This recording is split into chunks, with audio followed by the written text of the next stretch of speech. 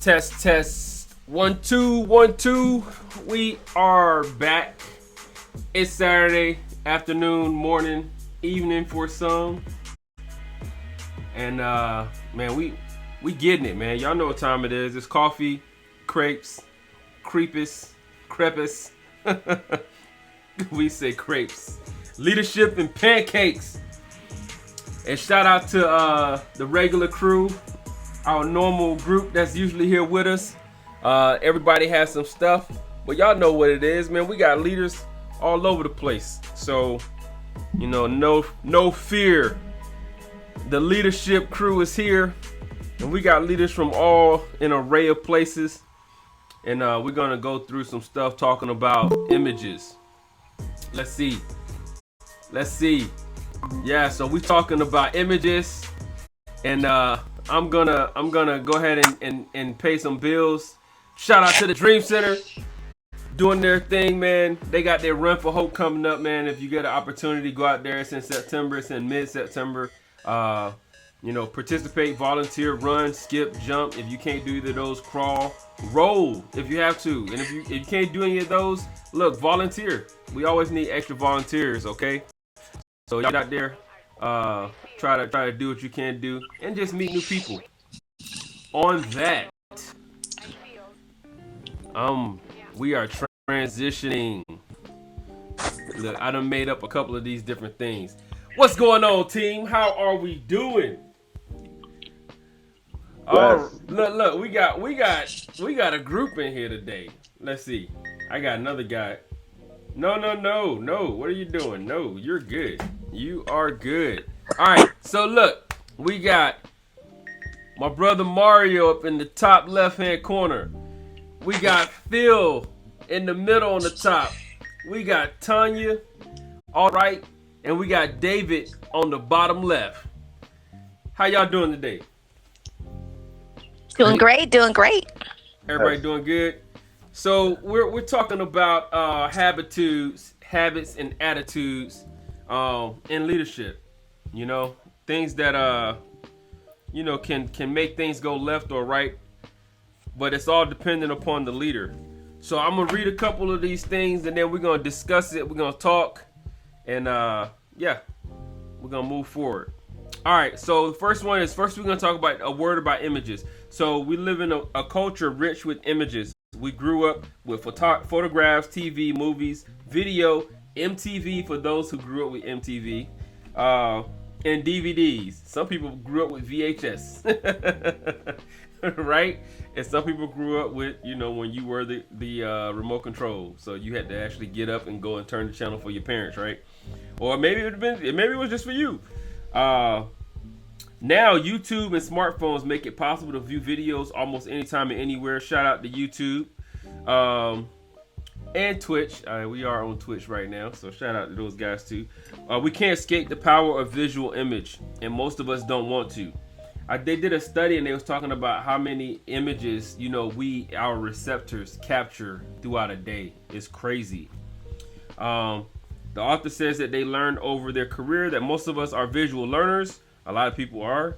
We like to see a picture, not just hear a word. I'm going to confess that once upon a time, I didn't really like reading a book if it didn't have pictures. That's my confession time, fellas. Hey, look, it is what it is. We got a Jewel Junkie in the house. She said, what's poppin', Papa, gift and guest? We got a Bookman in the house. What's up, Leonard? He said, I'm on. And we got Ortiz. What's up? From the West Coast.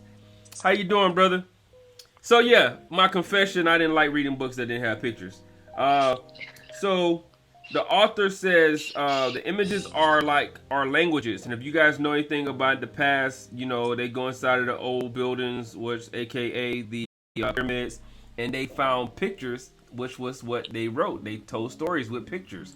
So pictures aren't just me liking to have those to read my books. That's how they actually transcribed and gave us the history that they had. So anyways, some of the best communicators in history taught us using the power of metaphor and image. One example is Martin Luther King Jr. in his I Have a Dream speech. Tom Peters once wrote, the best leaders almost without exception and at every level are master users of stories and symbols. We're gonna stop there. Levels. So let's go with David. You the last one in. What do you think about that? What does that strike a chord for you? How does that strike? Good morning. Good afternoon. Hey, I am a visual person. I've always been a visual person. I have to, my mind, I think in circles sometimes. And I remember when I was a young E5, many years ago, I was very inspired by Colin Powell's 13 rules, right? His leadership rules. And I posted them around the workplace. Asked permission, I posted that because I had it posted in my apartment. I look at those before I left, and posters have always been something very powerful to me. And when I explain things, I need to go to the whiteboard. Just the act of going through the process, and when I'm just building a roadmap for my team or myself. I think visualization is super powerful, and in anything we do, it helps us sort of live through that process, feel it before we execute it. So I think it's very powerful for myself and for an individual and the team. Awesome. What do you got, Tanya? What you think about that?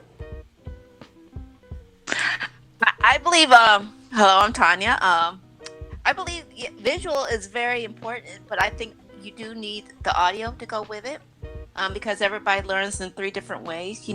Reading, seeing, and then writing it down. So I think if you put all 3 of those elements together, that's where you're really unstoppable. So yeah, images are important, but I think what you say marrying up with what you do and how you say it really makes a bigger impact. So that's my take right now. Okay, come on, Phil. I like what Tanya had to say. Combining it. Everybody communicates and learns and understands in different ways. I'm a reader. Pictures are great. I love it, but I read. But like what Tanya was saying with combining everything, putting it all into one package, you're able to more effectively reach your audience and build and help them conceptualize, whatever you're trying to communicate, whatever lesson or plan or whatever it is. But images, I do like images too, especially in the field that I'm in right now. It just builds the picture. It just builds the whole environment of whatever you're dealing with. Okay, yeah. Look, Ortiz said that's me too. I need some pictures on my books. Team pictures. And then Leonard said, bulletin boards will always be essential. Hunt the good stuff. All right, Mario, what you got? How y'all doing? I have to piggyback off Phil and Tanya. David, I like what you said also about having to actually do the practice of writing something down, the motion, to get your body familiarized. I'm a personal trainer by trade, so kinesiology is huge in my craft, and the motion of moving one to and fro, and giving them pictures, and also putting audio with it. It definitely helps my clients obtain the full grasp of what I'm trying to teach them. If we break down the components of communication, there's a sender and a receiver, and if you cross that communication line and the message isn't received clearly, that's how miscommunication goes about. So if you can, show them what you need from them, as well as telling them what you need from them at the same time, I do agree that has a better chance of things going smoothly and being received well. So that's my take on it. Yeah, that's good. And look, I'm a horrible host. So I introduced everybody, but I didn't tell y'all what everybody. All right, Mario, since you just started and you just told everybody, this is my brother Mario, my little brother who was bigger than everybody else in the family, Mario. He's Mario, tell us a little bit about yourself. You just said you were a personal trainer. David is also into personal training and fitness and stuff like that. But man, let me get my manners right. So tell us a little bit about yourself, Mario, and then Phil, and then Tanya, and then David. Okay. Like you said, I'm Marte's little brother. We come from a military background. I did 10 years, almost 10 years in the Air Force active duty. And then once I took the uniform off, I did 10 years working with the Army and the intel field. But I'm a personal trainer by love, by trade, by heart. So, I've been doing personal training almost 15 years, certified. So, yeah, that's pretty much my spiel. I'm built on, interaction, communication, being involved, working hand in hand with people. So, visual effects, images, communication is really huge in my line of work. So, yeah, that's me. Tell us about yourself, Phil. Hey, I'm Phil. Been in the Army for over 14 years now. I was a medic to start with, and right now I'm a P student, a physician assistant. About a month left until I finish phase 1. I would have my fireworks go off, but I don't know how to make them work without shutting everybody off. Yeah. And so in about a month and a half, I'll start my clinicals and get to move back up to Fort Campbell with the wife and kiddos. Awesome, man. Good stuff. We're still praying for you. All right, Tanya, tell us about yourself. I'm retired military, first of all, so that's my association with the military. I'm retired military. I retired in 2010. I am now transitioning into podcasting, so I helped people tell their stories. And I also manage a group where we have conversations to help empower people to share their voice. So, yeah, I'm all about empowering people, asking questions, getting down to the deeper root of what's going on, and helping you share your voice. What's the name of your podcast, Tanya? Coffee with Tea. And then your group. I'm on Meetup. I have 4 groups, but it's all under the Confidence Rise brand. I have 2 entrepreneurs groups, one dedicated for both men and women, and one for just women. And I have an women's empowerment group. And then I also have, oh my goodness, it just escaped my personal development. So I have a personal development group. So combined, we have over 3,700 members. That's awesome. And your thing is helping people, empowering people to do what they already want to do. They just don't know how to get there. That's awesome. Yes. Right. Yes. So it's Confident Strides, you guys. If you look it up, I went out there, checked it out. It's awesome. Get in there and check it out. Okay, David, tell us about yourself, Mr. Recently Retired. Yes. So did 14 years enlisted, several communities. Ended up in the intelligence community as an Arabic linguist. Then went to the dark side.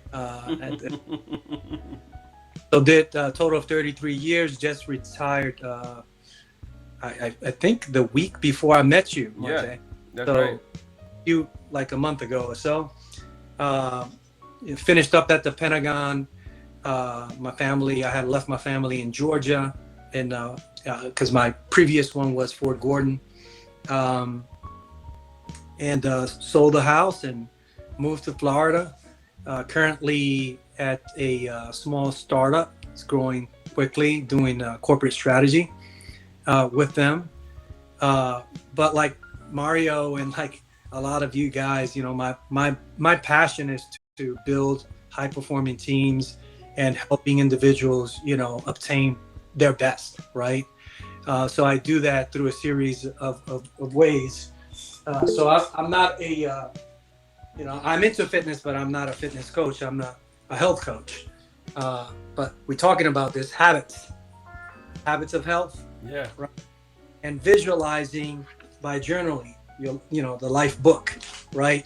So that's my passion there. I'm also part of a mastermind group, a men's mastermind group, all really high performing leaders across different industries and in leadership, real estate and, pilots, all kinds of, professions, but we all need a team to help build each other up. That's right. Safe place to be vulnerable and to grow. So the entire team up by helping each other out. So we in a constant self-improvement and team improvement environment. And then I do a podcast with my brother, Straight Talk with the Perez brothers. So we got yeah. Look, it's so awesome, and I believe that things happen for a reason, and like I went out there to get some weights from you, and then we end up talking and just building, and it's just so awesome. I'm appreciative of all the connections. He said, Jewel Junkie says, empowerment is everything. She love it, and broadcasts are amazing. Yes, they are. So, all right, look, we're gonna jump back into this thing. Look, I appreciate each and every last one of you guys coming out, spending time. I know it's Saturday and you guys are out here with us talking about leadership, so it means something to you, and it helps me.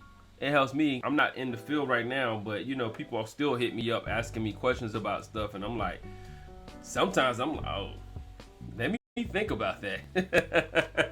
So the book that we went over is Habitudes. It's building habits and attitudes. They're created to guide us in the leadership journey. And they're based on the fact that leadership isn't merely one-dimensional. It runs 360. And if you guys are in the military, they do that 360 leadership deal where you send out, the requests from all of somebody that's above you, somebody that's under your leadership, and then your peers. That way you get a 360 view of yourself, what people think of you as a leader, right? It's that that mirror. I'm showing you who you are in their from their perspective. Next, you learn with others. At this point, to become friend. Finally, I forgot something. Hold on. All right, we influence others all around us. We must first lead ourselves. Then we will also influence those above us. Next, we will influence those around us. Finally, we influence those whom we are responsible. This book covered the art of leading others. Once I lead myself well, others should be magnetically attracted to follow. I want to drop a pin there. I like what he put here. As he talks about the pictures and all the stuff that we're going to go through. It's created to guide you through your journey, 360, but you got to lead yourself first, right? So what do you think about that part, Phil? From leading yourself to leading others and leading up, leading right across, and then leading, your soldiers. I hate to go just try to use a lot of military verbiage. If y'all see me stopping, and I'm trying not to speak a lot of military jargon. So yeah. So what do you guys think about that? You go ahead, Phil. Tell me about what you think about this part right here. Well, leading yourself first, I think, is a great point. All of my leadership experience comes from the military side, so it's hard for me to separate that too much. But I think a great example is physical fitness, right? Mm-hmm. That's big. That's big in the Army, and it's important outside as well. But it's like one of the easy outward examples, of leading yourself. And how many times have we seen that leader? You've got the strong leader. They don't have to be the biggest and the fastest and whatever, but they're always pushing. They're always doing everything they can, and they're trying to inspire everybody else around them. And then you've got that other one who doesn't do any of those things, who's not putting in the time and the effort, and you're just with those kind of little things, you're showing your leaders what you're capable of and what you're there for, what you're about. You're showing your peers, you're encouraging them, you're building a team. That's right. And then your subordinates it becomes easy at that point. I mean, it's never easy to lead. I think we all know that. Yeah. There's always challenges. But once you cement yourself, you start with yourself and you build that, it just kind of organically spreads from there. You know, people all around you, above, below, and beside, start to see what you're about. That's good. What you think about that, Tanya? I was taking notes so I don't forget, because that's the part I always struggle with. So you had some good points, right? Now, what I was writing down was what I'm learning is translating into the civilian world, because I've been out for a while. It goes into the personal development realm. Yeah. And what I wrote down was you can only elevate to the level of your mindset. So if you're going to lead somebody, you got to build that mindset first. Like I said, it took me a little while to transition from the military, but as I was doing that, I got better, more confident, more, about where I was going with that. And then what I say is, after that, people start.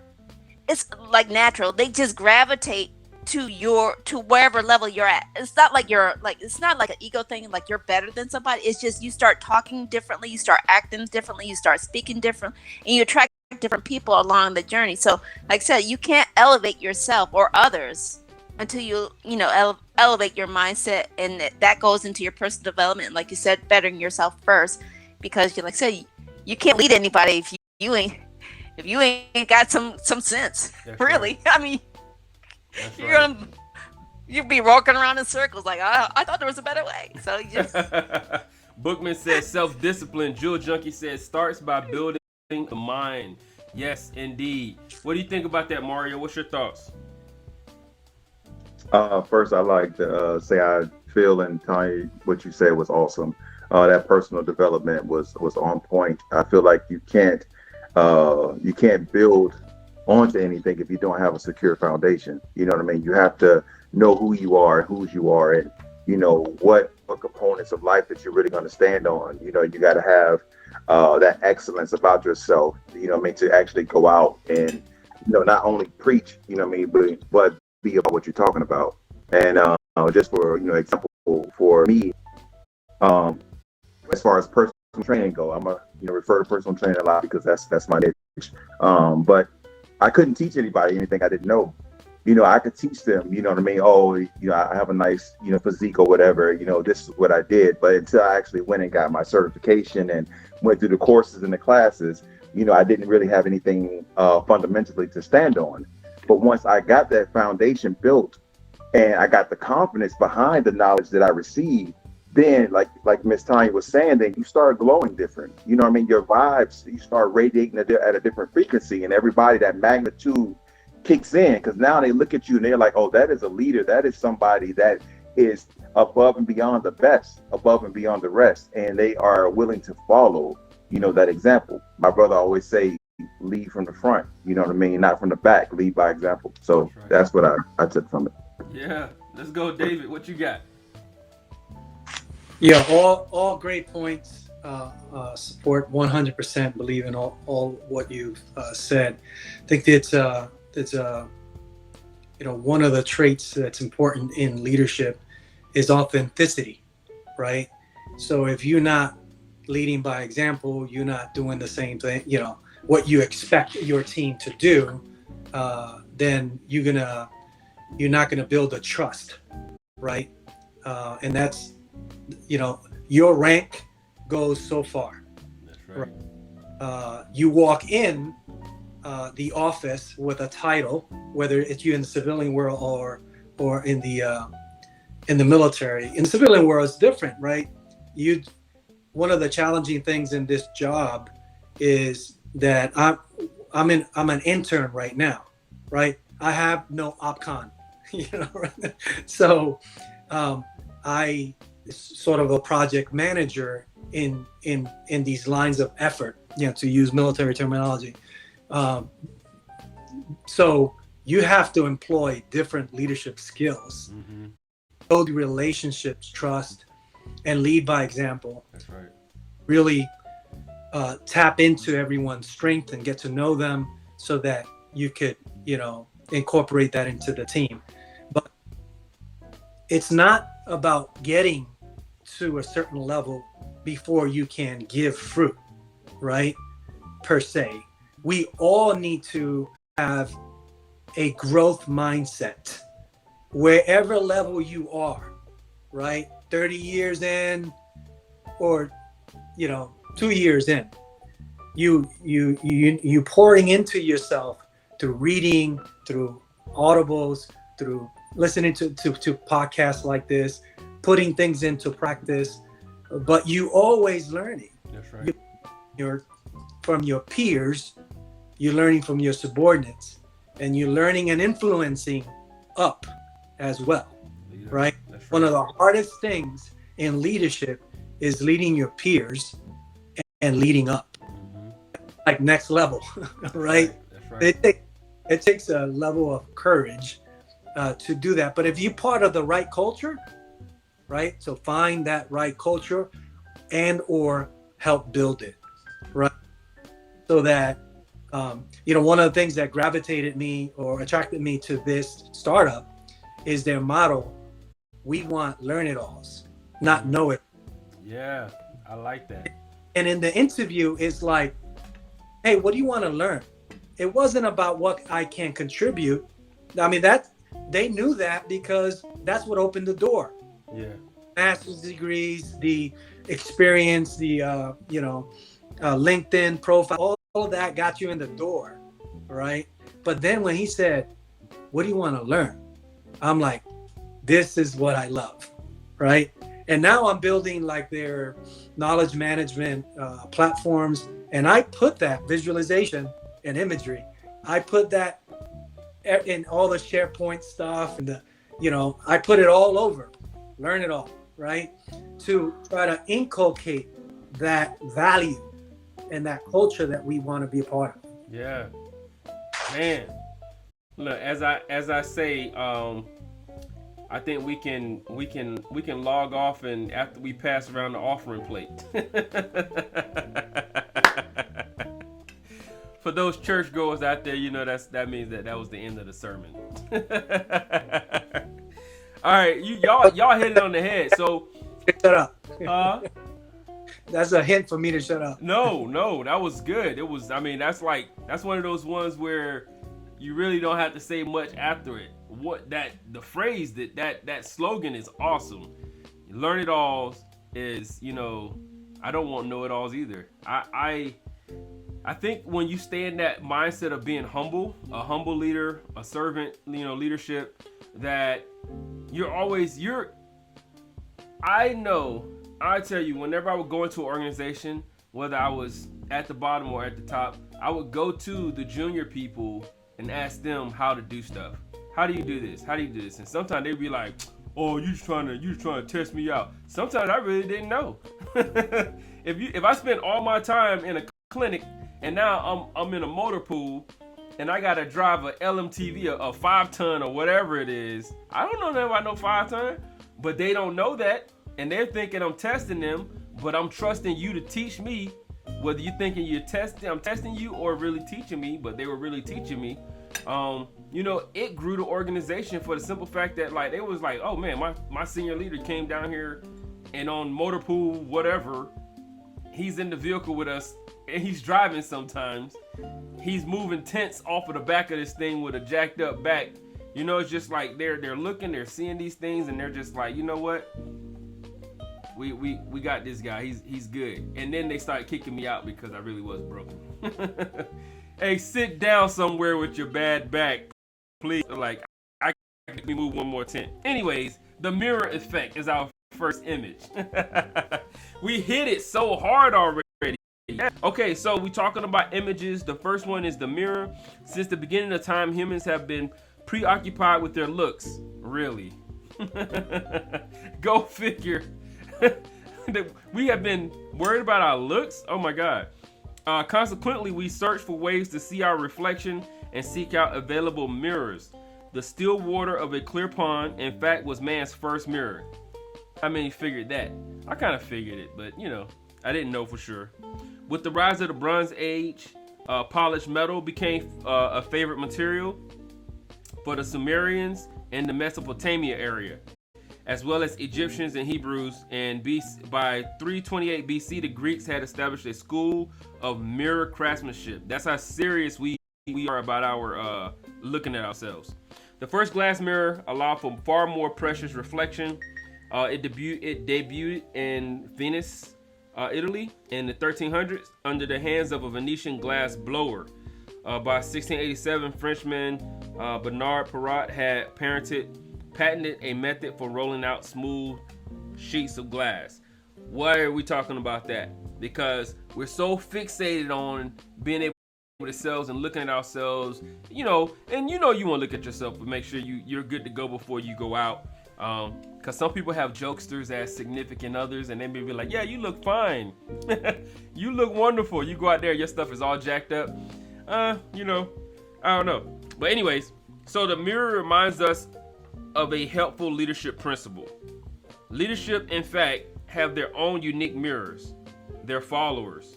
I call this the mirror effect. Within 18 to 24 months, leaders will find out that they cannot blame someone else for the atmosphere and attitude of the organization. We're going to hit this point. Within 18 to 24 months, leaders will find that they cannot blame someone else for the atmosphere and attitude of the organization. They are the reason for that atmosphere by design or by default. The leader has to set the tone, dropping it there. What do you got, David? What do you think about that? 18 to 24 months. After that time period, that leader is pretty much responsible for the atmosphere. I don't know. What you think? Yeah, you are responsible for that atmosphere on day one, not 18 months. Yeah. Right? You need to take ownership of that. A lot of us make a mistake is those first 3-4 months, some people drag it out. Yeah. They continue to blame the atmosphere at the previous leader, right? Like, take over and focus on what we can do collectively to get the atmosphere where it needs to be, right? Doing the kind of things that you talked about, right? Getting down to the deck plates, to the front lines, asking those tough questions. Not what did the other leader do or didn't do, but in general, what processes can we improve upon? Mm-hmm. What are some of the roadblocks, things that causes you frustration? Yeah. Then now I could take some tangible things to go back and, okay, now we could improve our guidelines. I could get some resources, get with my senior leaders, enlisted leaders to get those things in, and now they could see, tangible change as a result of their input to me. But yeah, ownership, always. Yeah, from day one, ownership. I like it. What do you think about that, Mario? Yeah, well, I have to piggyback off what David said about, me owning it from day one. Coming into the situation, taking on the whole team. We see it too much in our society where we want to pass the buck, on down from our president all the way down, to the hard workers. But, stepping into these positions with the mindset of foresight, action, and ideas, brings about change. Stepping into those positions knowing that you are going to lead from the front and you are going to set the example and be the example, brings about great confidence in your crew, So, definitely owning it from the beginning and leading from the front and leading by example is the way to go about it. So, yeah, that's my take on it. Good stuff. I see you over there writing, Tanya. What you got? I don't necessarily agree with everything that's been shared, and my heart is racing because sometimes I don't speak my truth, so it's like, okay, I gotta speak it. So you have to. That's what we're here for. I know, it's like the nervousness. So here's what I was taking what everybody says. Everybody says take it from the beginning, and here's the thing, and this is remind me, this is time for me being out of the military, right? Everybody wants to jump in and make change. Okay, great, that's great, but at the same time, you have to take a tip. See where the temperatures, looks what's working, see what your revenue, see who's in the power play, see what's working first, and then you can implement the change that might be better to move it forward. I think a lot of people want to just get in there and it's like, well, I'm in charge, I'm going to change this thing, but they don't know what's working. They don't even have time to see what the true mission is first. So I say, you got to check yourself before you start jumping in there. And I'm not saying anything against anybody, what everybody say. I'm saying overall, as a leader, you got to check inventory first. Right. And then you can figure out what's in play, how to use the resources that you have, and then make the change, the effective change that you need to make in that organization, because something might be working already. Right. And if you're ready to go in there and start changing it just because you're the leader, that doesn't necessarily mean it might be the best thing for the organization. Okay. I like it. What you got, Phil? Round us out. Well, I'm going to take the safe bet and agree with both sides of this. Because honestly, I do see both. You know, the I don't know if there's anything about the civilian side of this, but you know, with the military, you've got that kind of 30, 60, 90 when you get to a new organization as a leader to evaluate and see how things work and work your way through that. Like Tanya was saying, you can't just go in and change stuff unless there's like an emergency. You know, I think we all understand that. But at the same time, on day one, you're starting to impact the organization right away. You know, your reflection in your peers and subordinates and people around you might take time to develop. You know, it's less like in leadership, it was less like a mirror, more like a slow Polaroid. It's going to take time to develop. You know, yeah, exactly. It's going to take time to develop. But you can have an impact on day one in an organization. I mean, how many of us have come into a new organization where there's been some problems before, and just coming in and introducing yourself and having a positive attitude, you know, you can already see some things, some positive change right off the bat. You know, I've come into organizations before where there was a gap in leadership. There was just nobody holding the reins for a while, and it was disarray. And I've come into other places where I kind of made a mistake, and I thought that I was smart and I was going to change stuff, and it did not work out. Yeah. So I think you kind of have both. You know, change takes time, but your impact starts the second you get there. That's right. Can I take the opportunity to do something real quick? Yeah, go ahead. Come on. I want to agree with Tanya. So, Tanya, I think you're absolutely right? And there's no reason to. I'm glad that you stood up, right? Because I think it's a matter of yes and not no per se, right? What I meant with ownership, and I think Mario was getting at, is you really can't influence change if you don't take responsibility, right, if you don't own it. And so, I mean, I talk about this with my kids, my children all the time, but also even within the mastermind with grown men. And it's like, sometimes I'm like, okay, stop, John. What's within your control to change? Right? Like, stop focusing on, you know, that's part of our dynamic, right? They want you to hold them accountable, right? Stop blaming your wife. Stop blaming your friends. Stop blaming your dad for the way that he raised you. You're a 45-year-old man, right? And what can we do? That's right. Now that we own it, right? You are now the director of revenue operations. I don't know if that's where you work, but you like hinted at that. Or you are business development, right? That's your title. It's yours. You're wasting energy and everyone else's time blaming someone else, where you could funnel that energy and what can we collectively do to influence change. That's right. Yeah, it's gonna take some time, and you need to have an open mind and learn what's working. Celebrate what that last person did that's currently working. That's right. I'll get off my soapbox. No, that's good. Look, I'm glad you went back, man. This is what we're here for. So I didn't want to have a section where it was just one person that I can sit up here and say, this is what leadership is, because that's not leadership. If there was one style of leadership that worked, then you wouldn't have all these books and all these theories and all these philosophies on leadership, right?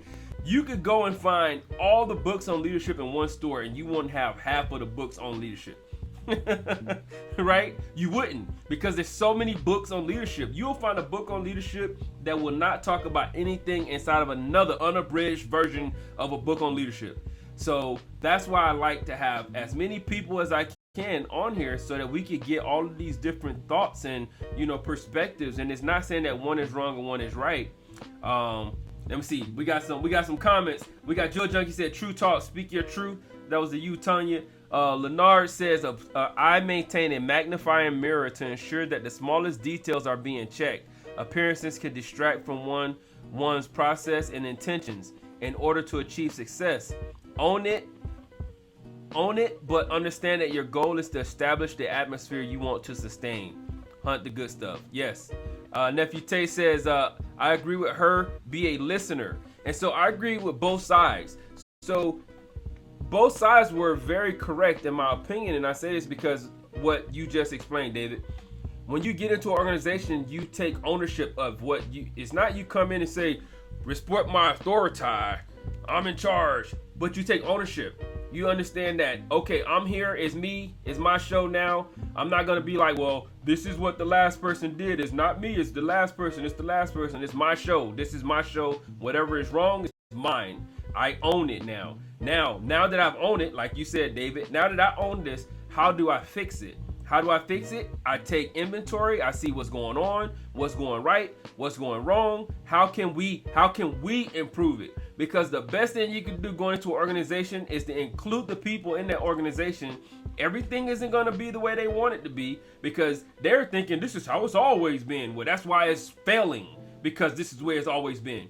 But when you include them, you don't just be like, it's my reign, but slowly. So different styles of leadership, right? You got direct, you got participative, and you got the combined. Sometimes you're gonna have to be direct.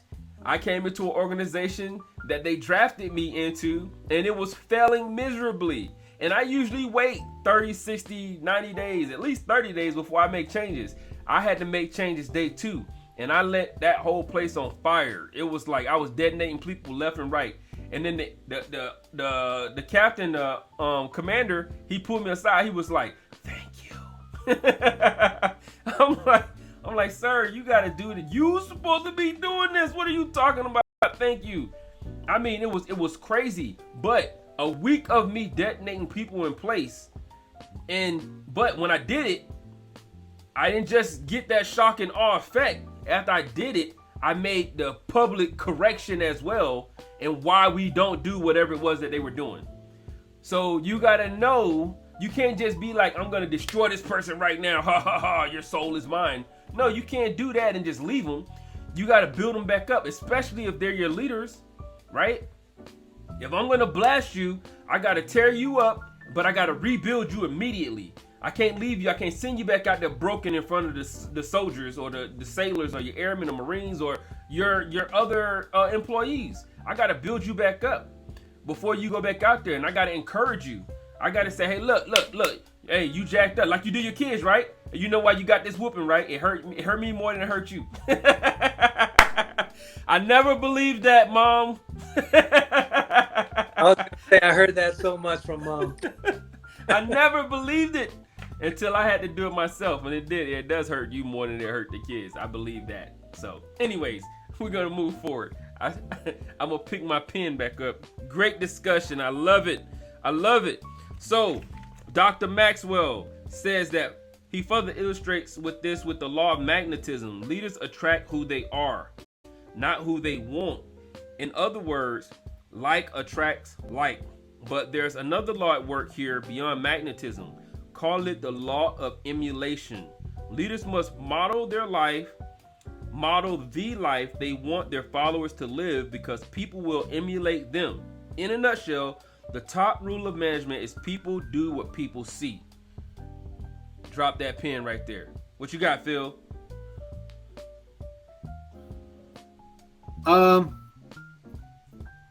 Like, people do what people see. I like that. We kind of hit this at the very beginning. Yeah. With being the example, and it sounds simple, but I think it's something we've all had struggles with along the way.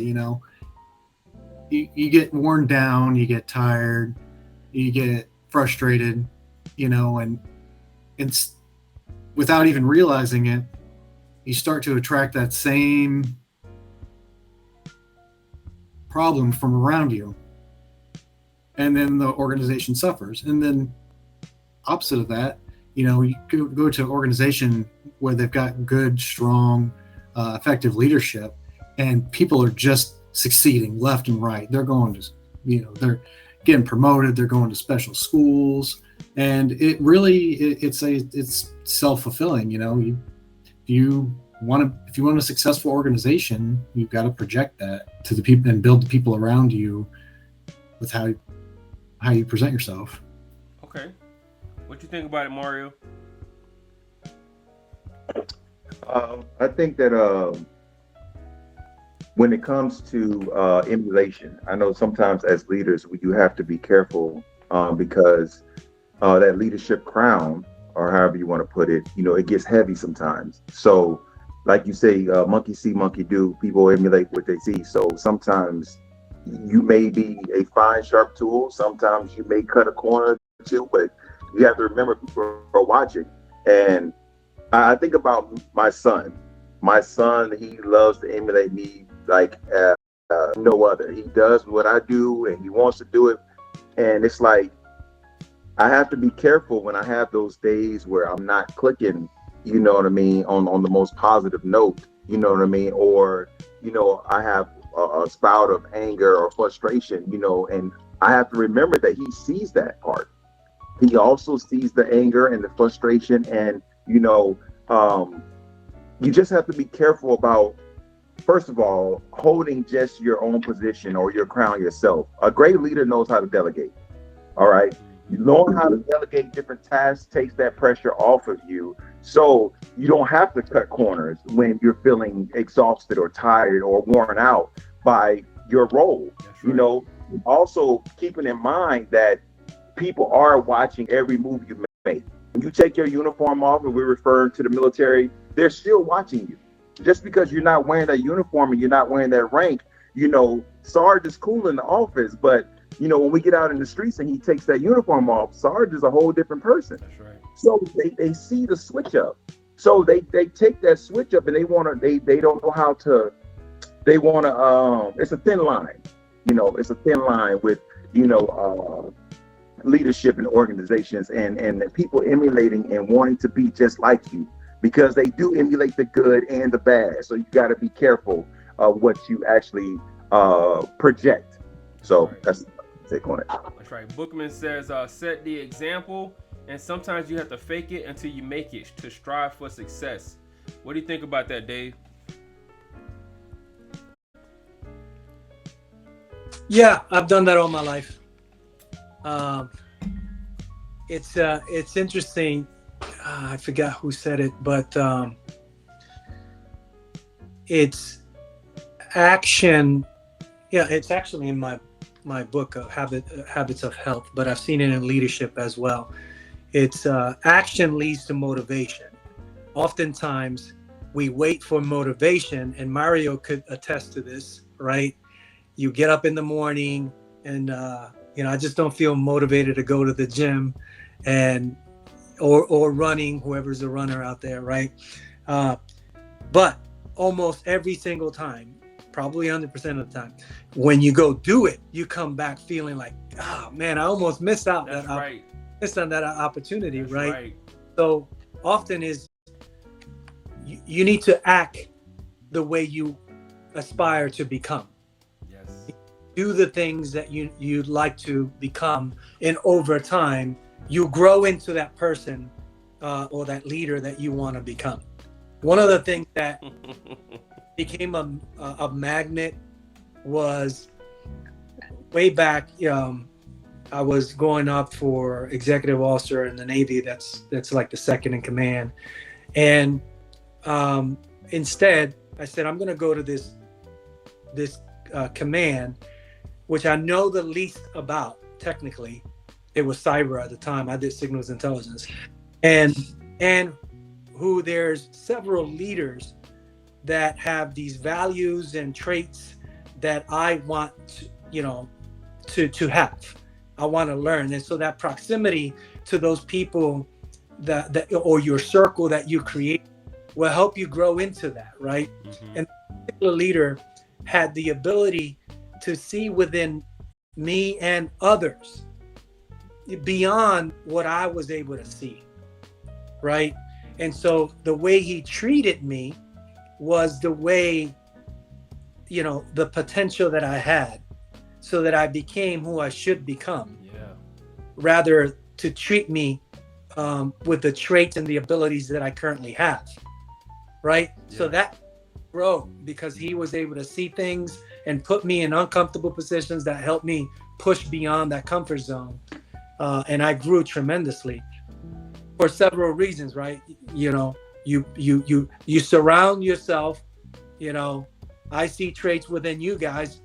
It will make a great team, right? Because I will grow from those strengths that you guys have. That's right. And that's the kind of circle I want to be part of. That's good. And also, Marte is able to see within each of you guys, he's able to see manifest great things in this podcast before it happens, right? Yes, sir. That's good. Look, you preaching on a whole bunch of stuff today, David. What's going on, man? You got all kind of sermons going. Look, you got to inspire me. Look, you bringing back you reflecting mirror. You're reflecting back on incorporating the mentorship stuff, man. That's good. That's awesome. That's what this is what it's about. This is what it's about. What you got, Tanya? Come on. Thank you for this opportunity. I taken my, like I said, I got to take my notes. So I'm taking some notes, and I like what David brought up, the whole authenticity thing. And what came up for me when I was writing that is that people can smell BS a mile away, right? So if you ain't authentic with yourself, they go, you think you're pulling the wool over the eye, they can smell it. They know. How many people have known leaders who do that? Like, okay, yeah, all right, so said. Yeah. So that's the thing I came up with that. So authenticity does play a role, and I'm always thinking, how do we cultivate that authenticity? And I was thinking about I wrote down Stephen Covey's book, The 7 Habits of Successful People, and in there he has the exercise. I'm not going to say it right, but basically think about the end that you want to, where do you want to see yourself? Who would you want them to describe at your funeral, right? It's a morbid thought, but this is the kind of person that you can achieve towards. And so, this helped me figure out, like, what are my core operating values? What do I want to be? People think, oh, it's the money thing. People aren't going to go to somebody's funeral and be like, oh my God, she had so much money. No, they don't talk about it. They're like, oh, she was so kind. She was generous. She was, so those are the kind of core values I want to cultivate. And when I think about that, if I keep my core values, then when you come up against something that's going to challenge your values, then you know how to operate. So it takes you back to knowing yourself and who do you want to be. And when you cultivate those kind of characteristics, there was that phrase, cream just rises. So I mean, like I said, if you know who you are, you know how you operate, you're authentic with how you can't help but rise. And it's not like saying you rise to the top. It's just rising who you are above the bull crap, right. Above that BS line, So that's why I say people know BS when they see it. And if you're going to play BS or you think you're getting the wool over your eyes, you're fooling your only self. And change isn't easy, because if it was, then everybody would do it. So that's the thing. Change ain't easy, but if you want to be, it's doable. So that's my thing on leadership. It can happen if you want it. That's good. Look, Jewel Junkie says, very good point. And I say, yeah, everybody can tell when science is broken. BS. Broken science, yeah. Anyways, the mirror effect underscores a principle that leaders must never forget: the power of example. That's what the mirror is. It's the example. It's not saying that we fake it till we make it, but they highlighted that you have to be genuine in your faking, right? It's not that I'm faking it like I'm trying to be somebody that I'm not. It's that, like David said, I see this in this person, or I see that this is what this organization needs. I might not be that. So when you get to a certain level of leadership, sometimes they're like, leadership is leadership. You don't have to be commo or medical or whatever. If you're a good leader, them jokers will plug and place you and another drop you in and be like, lead away. You be like, I know nothing about this. Example, I'm public health. I am a food inspector by trade. Half of my career has been food inspection and medic. I'm like, don't call me if y'all get something you need me to rest in. That's not my lane. If you need me to shut down a restaurant, I got you. If you need me to inspect some MREs to make sure y'all can still eat them, I got you. I can do water inspections. I can do all of that stuff. But if you break your leg, I might have those tools, but I'm gonna run around and grab all of the medical bags that I can while somebody else patch you up. No, I'm just joking. But I would prefer not to be the one that's doing the splint them where they lie. Don't get on me, Phil. I know what I'm supposed to do. So anyways, it's a good point. Example, man. We got to be the example, but you have to be authentic in your transition into getting there. You can't just be like, well, I'm going to pretend like I can do this, because they will smell it. They can tell that you're faking. I don't know. Look, great leaders surround themselves with greater leaders. Smart people surround themselves with smarter people. Does that mean they're smarter than you? No, but they may be smarter at that thing than you are. So if I can take these people that are smarter than me and I can, hey, look, what are your thoughts on this? I put them a part of my team. Okay, now I'm gathering all the great minds, putting them at the table, and we can make this organization amazing. Because what we're going to do is I'm going to talent management now. I'm going to manage all this talent that I have around me. I'm going to make sure, and they're going to say, wow, he empowers me. She empowers me. She allows me to do X, Y, Z. I have a voice in this organization. They care about my thoughts. And so then they go forward, and then they do the same thing. Because a lot of leaders that are not successful, what do? They hoard the information. They hoard the power. They hoard that it's all mine. It's mine. It's mine. My precious, right? But they either create people that are like that, or they create people who just detest that. Instead of learning that, hey, look, you know what? I'm not going to be like that. I'm going to be the opposite of that. I'm going to share all of the information that I get. So when you do that, most of the times you create the mirror. You create that same thing. Look, I used to always tell my people, look, share the information. There's no reason why it's people showing up saying that I didn't know formation when I told you formation time first thing this morning and told you to push it out. There's no reason. You got all these different technological advances that I didn't have. We had to get everybody together and say, hey, look, what do they call it? Muster formation. Everybody, formation this afternoon, this evening, end of the day, formation is going to be blah, blah, blah.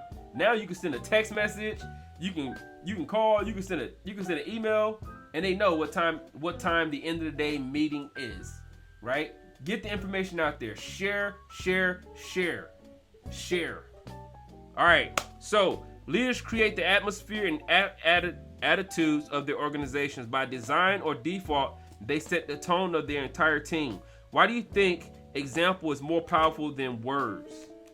Tanya, why is example more powerful than words? I think we already covered it. It's authenticity and integrity. It's like just doing what's right no matter what, because you're the only person who's got to live with yourself. So if you're not authentic with yourself, other people can tell it, and then that's why we have those things in your head, like what's it, enumeration? I might not be saying it right, but anyway, in your head if you've done right or if you haven't. So like I said, authenticity is the key, because you gotta the biggest price you pay is your mental capacity within yourself. So if you're not doing the right thing for yourself, you're doing a disservice to yourself and to others. Yeah. Why do you think, Mario? Why is example more powerful than words? Like Charlie was saying, just like you said, authenticity. I don't like that word. Being authentic from the beginning. Just showing them. I mean, if somebody shows you how to do something, gives you an example, like we say in the Air Force, OJT, You're teaching me how to do something hands-on. You're showing me exactly how, where, and when you want me to do it and how you want me to do it, instead of just telling me how to do it. Like you going down to the motor pool and getting in there in the truck, the example you gave. You know what I mean? You allowed them to show you how to do it. You were showing them as their leader that you're willing to get in the muck with them. There isn't too many leaders that are willing to get their hands dirty. They feel like they reach the upper echelon, a level to where they're above and beyond grease or getting their hands dirty. But you went down to the grease pit, the motor pool, and you got in the truck and you showed them not only I can lead you at this level, but I can lead you right here in the foxhole with you. So showing them that example is way greater than telling them what to do. What it says, do as I, what is the saying? Do as I say, not as I do. Yeah, exactly. But showing them what to do and telling them what to do, it comes together as a better combination. So yeah. That's good. Okay. So as leaders, we must realize the mirror effect is constantly at work. Think of a leader that you know and respect, and tell us some ways that the mirror effect is always at work in his or her life. You want to take this one, David? I think I touched on it with the example that I gave. You know, that same person was such a great example at being humble as well, right? His humility, right? He never gave orders in a way as if he knew. Currently, he's my boss again at the start. That's awesome. And it's interesting because he's like, hey, I'm just giving you some ideas. I'm just throwing some things out there. You don't have to take them. I always consider, he's just said this yesterday. I always consider everyone's opinion. I don't always take them. Yeah. So he was giving me, it goes back to, you could say that, and I went through this at one of my commands. One of my goals was empowering the workforce, and that visual part of it. I wrote it down. Those 4 goals that we have for the year. One of them was empowering the workforce, and one of the junior sailors was like, "Okay, well, sir, what do you mean with empowerment? It's such a nebulous word, right?" And I went on to explain what I meant with that. But at the end of the day, actions and tasks, right, are actually going to make that strategy and plan come to reality. Right. So what I wanted to measure, the key results of our actions over time in terms of our leaders, myself, our crew, what actions were they taking on a day-to-day basis to support that empowerment, right? So Mario talked about it too, were we actually delegating responsibilities down to the lowest level possible? That's an example, right? Or does everyone have to come up to the commander's office to ask me for permission? Well, that's not empowerment. No. So I'll be writing that word up there and I'm not being authentic and genuine. One, right? Mm-hmm. So those actions, that was an example of it. I was like, could the chief do it? Could the E6 do it? Could the work center supervisor give that? That seems pretty routine, right? So why are we asking permission? If we have everything in place, we have the appropriate standard operating procedures, okay. Refer them and take action, right? Yeah. That's an example of something that helped me and that I saw in that leader, right? I emulated a lot of those things because I was like, yeah, that's what right looks like. That's right. Start acting that way. Okay. That's good. Do you have anybody that you could think of, Phil, who you work with and list the way that they the mirror effect was working in him or her? Oh yeah. Honestly, the best example I can think of is the guy who introduced me to the group, Matt.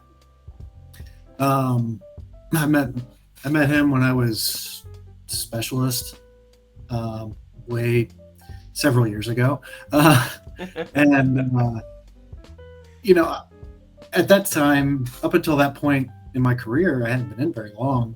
I'd most of my leadership was a do as you're told, and it was a very directive. There was no teaching. There was no example. It was, hey, do what you're told, and then they disappear off to their office or whatever. Um, with Matt, he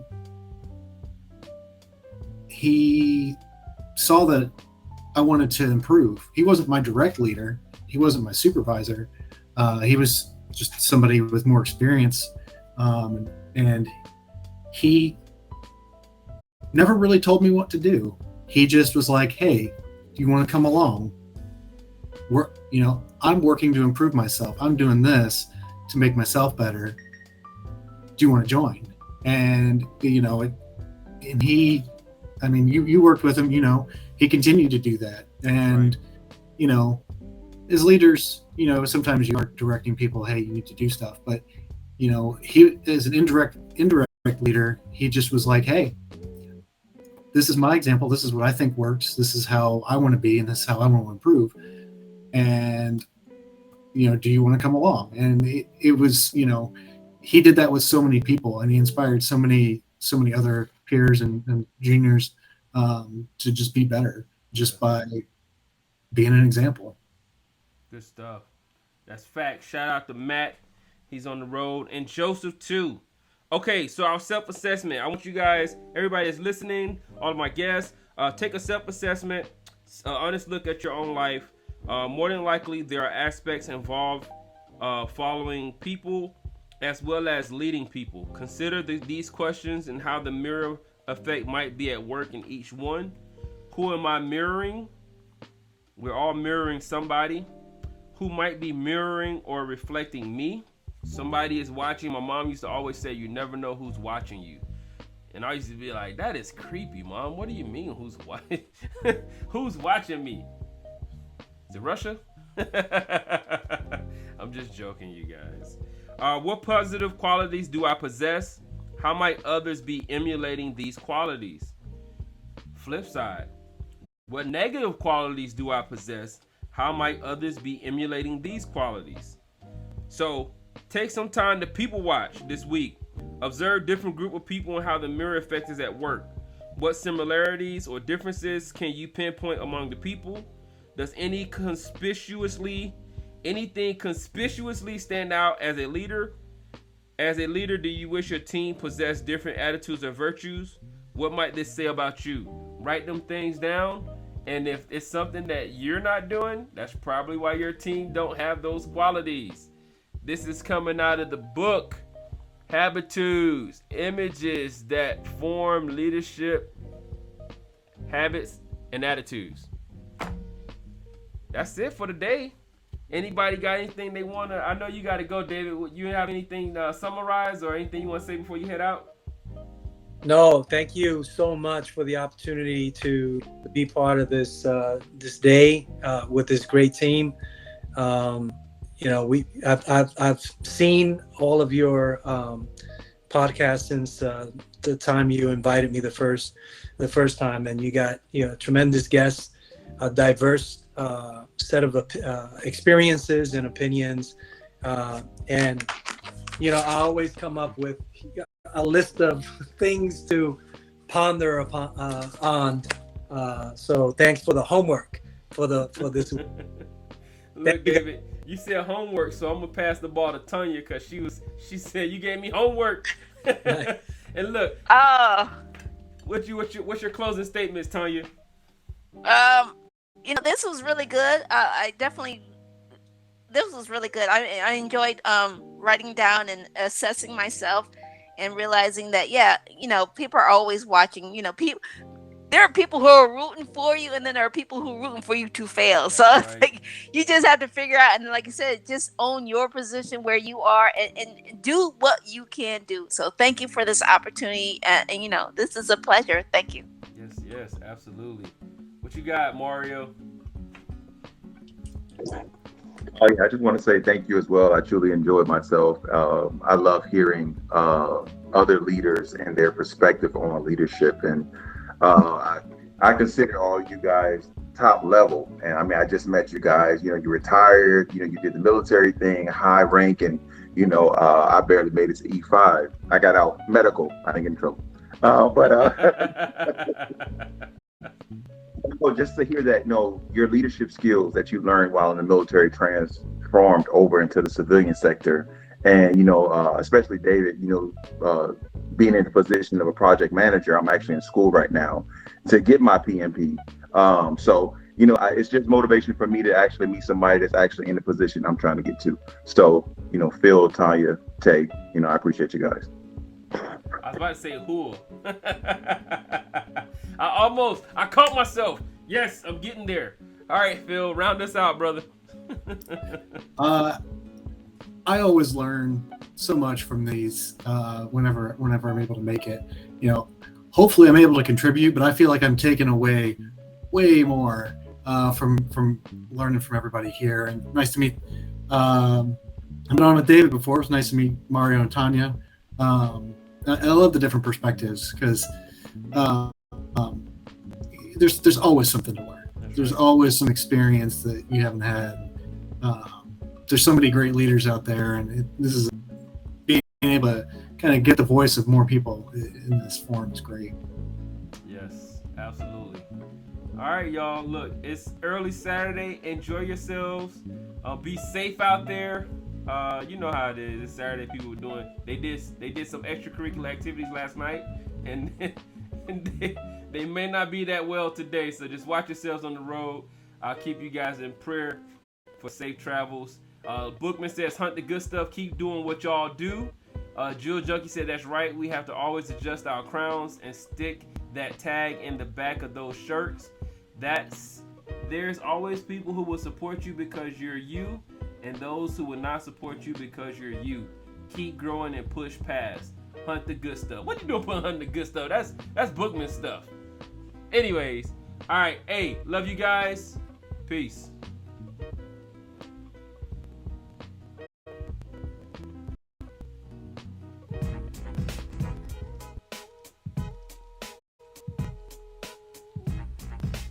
For everybody still out there, thank y'all for coming out. Be safe. Don't do stupid. Enjoy your weekend. I'm about to go and enjoy my weekend. I'm already enjoying my weekend, but I'm about to go get me some more food. My wife made me some breakfast.